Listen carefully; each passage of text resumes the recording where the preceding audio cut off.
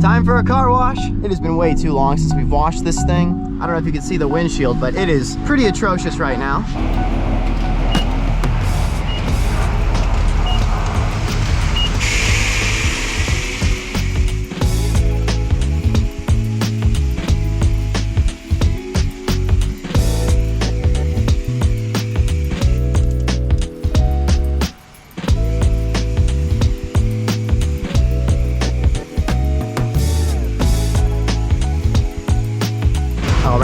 Done. $2 wash, all you really need, We are good to go. Car is clean. I'm telling you, the worst part for me, in my opinion, about cleaning a car is you're not supposed to roll the windows down because of like water spots and streaks and stuff like that, but I love driving with the windows down, so it's kind of bittersweet, and I might just accept it and roll the windows down anyways, because, you know. Oh, look at that. That's the gang right there. Oh, that's a clean Miata. Man, we need to lower ours. At least we got the wheels on. As you guys saw from the title of this video, I'm gonna be going over every single modification or aftermarket mod I've done to this car, basically in the lifetime or the lifespan that I've owned it over the last 3.5 years. All right, let's get it.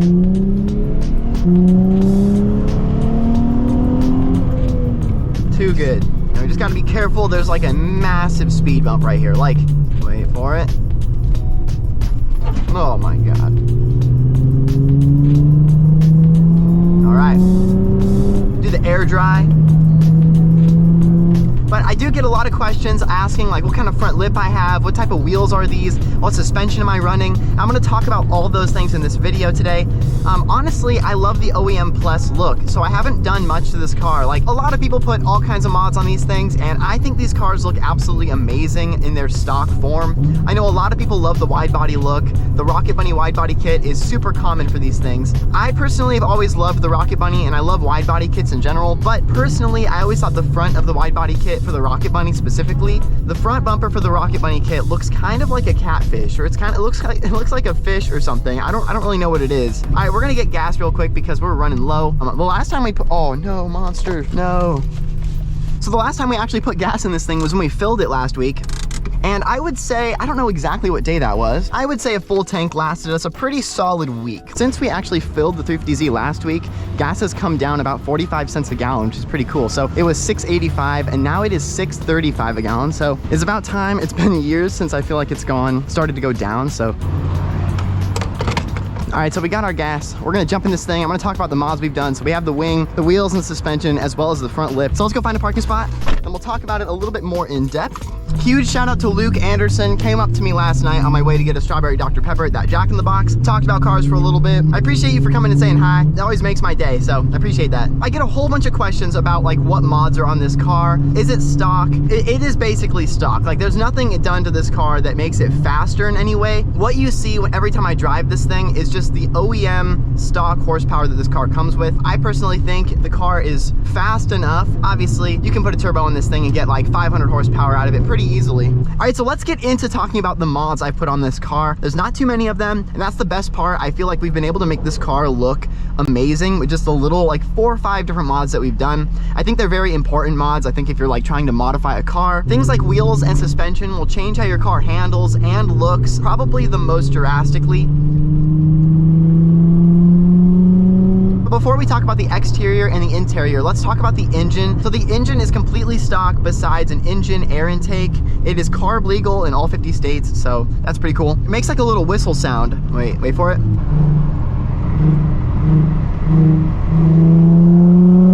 So there's like this little tiny whistle sound right when you hit the accelerator, and I absolutely love that little whistle. As far as the engine goes, that's basically the only mod I've done. The only other thing I can think of is I've done a muffler delete in the back, which definitely helps the engine breathe a little bit more than having that muffler. And personally, I think it sounds amazing for just a $200 exhaust mod. Like, I just brought it over to Ranch Muffler on Jefferson, and they just took the muffler off. It took like an hour, and it cost me like $180. We reused the stock tips, and personally, I think that's the best deal going. It's easy to spend over $1,000 or at least $800 on a pretty nice exhaust. So I think for the sound of the muffler delete, you really just cannot go wrong with the 200 bucks. Listen to this thing, listen. I mean,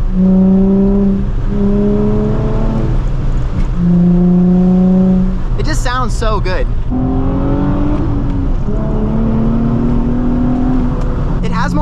growl. I do think once you start taking off resonators, catalytic converters and stuff, the car starts to sound really raspy and you really get that trumpet note. So if you're looking for that, just remove the whole exhaust and you'll probably be pretty satisfied. But as long as you're just taking the muffler off, it's gonna pass smog. That's probably the best part. And it sounds pretty good. So you just can't go wrong. So we're pulling into the ranch. I have work today. That's why I figured I'd film this video on my way. We got to do some bottling. We're bottling some red wine today. It's actually called Outlaw Red, which is pretty cool. It's one of the estate blends we have here at the ranch.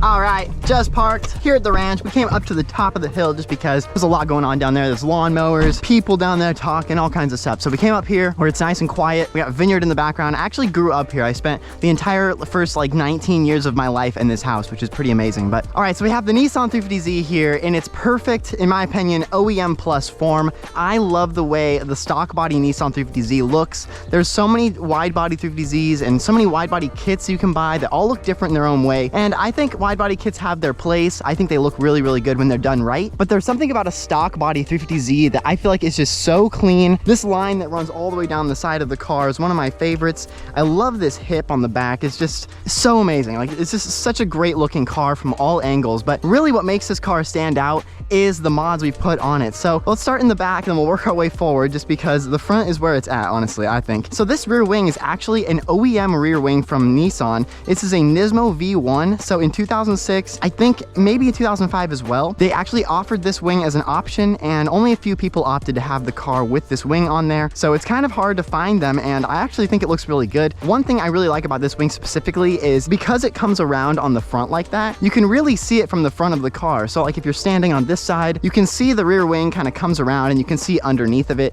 I don't know how to explain it, but I feel like it just looks pretty cool. Like it just matches the lines of the car like too perfectly. So, okay, so let's talk about the wheels. So the wheels are actually Renan CRL 70s. These wheels were actually on the car when I picked it up. So personally, I don't even think I would have picked a set of wheels that looked as good as these ones do. I love the 7-spoke design. And honestly, right when I bought it, I wasn't quite sure how I liked them, but as the time goes on, I like them more and more. I feel like there's a perfect balance between spoke and space in between the spoke. I feel like some wheels that have just like really thin spokes and you can see into the wheel too much, I feel like it looks kind of weird. I'm not actually sure if it fits a big brake kit, so maybe we'll have to test that. I don't actually know if it will. Definitely got to do brakes in this thing. I mean, with the stock power, it's really not too bad. That's a nice thing. But Renan CRL 70s, I want to say they're like $250 a wheel. So not like an insane amount. You can probably get the whole set for like between $1,000 and $1,200. I honestly think they look really good. And they're pretty easy to keep clean and detail yourself if you need. You're not spending like 20 minutes on each wheel. So that's nice. And then also the lowering springs we were on here. Let me get underneath the car here and show you if I can even see. All right, so I just crawled underneath the car just to make sure. The lowering springs that are on this thing, the brand is called Monzo. I don't honestly know if those are gonna be good quality lowering springs or not. Honestly, in my opinion, I feel like they ride really, really stiff, but because of how low the car is, we kind of have to ride that stiff. Like, we really just don't have that much room to like bounce and stuff, so the ride has to be super stiff, which is fine. You know, you kind of give and take. I feel like you could go for a really soft suspension, have a little bit more wheel gap and stuff like that, but then I feel like you couldn't get the car as low. And I just honestly think the height that this thing is sitting at right now is the best. I don't think any lower would do any benefits, and I don't think any higher would do any benefits either. And then I also get the question a lot is, do I like scrape the front lip everywhere I go? And honestly, if I just went straight into every turn, yes, I probably wouldn't even have that anymore. So you definitely have to make sure you don't rip it off. Okay, so last but not least, let's talk about the front lip. This is probably the most asked question I get. What front lip is this? Where did I find it? So this front lip is actually from Vicrez or Visrez. I'm not actually sure how to pronounce it, but it's VICREZ. And I just check out their website. And then also, this is the N3r Style Front Lip. So my favorite thing about this front lip is you see a lot of 50Zs, they have these front lips that come out and kind of corner at an angle here, and I don't like that corner. I feel like the car has a really smooth shape to it. I love how this line kind of swoops up from the bottom, and then not only does it swoop up, we come across the bottom and then it kind of comes up here in the middle. So you kind of get this, like, I want to say Nismo-esque. If you look at a 370Z, it kind of has that elevated front lip look. So I personally think it's got to be one of the best looking 350Z front lips you can get. I almost think it matches the car too perfectly. Like, it's almost should have just come as an OEM option. So if you guys were looking to get this front lip, that's the website. We got it from Vicres N3r Style Front Lip. There is 2 separate ones on the website, so make sure you get the one that's for your year. Other than that, that is basically everything. We talked about the engine, we have the intake, we have the exhaust, wheel suspension, the wing, the front lip, and then I think the only thing I didn't talk about was the interior here. And personally, interior is completely stock, besides the fact that I have a single DIN radio over there with a wire that comes up, and I have a microphone up here, so when I'm on the phone with my friends, they can hear me a little bit better. But it does capture the sound of the exhaust really, really well, so it's pretty loud. I find myself having to mute myself a lot on the calls. I have not modded the interior of this car. I think the interior is so comfortable, and I think I want to get race seats, but I don't know. I feel like race seats look really uncomfortable. Let me know if it's just me.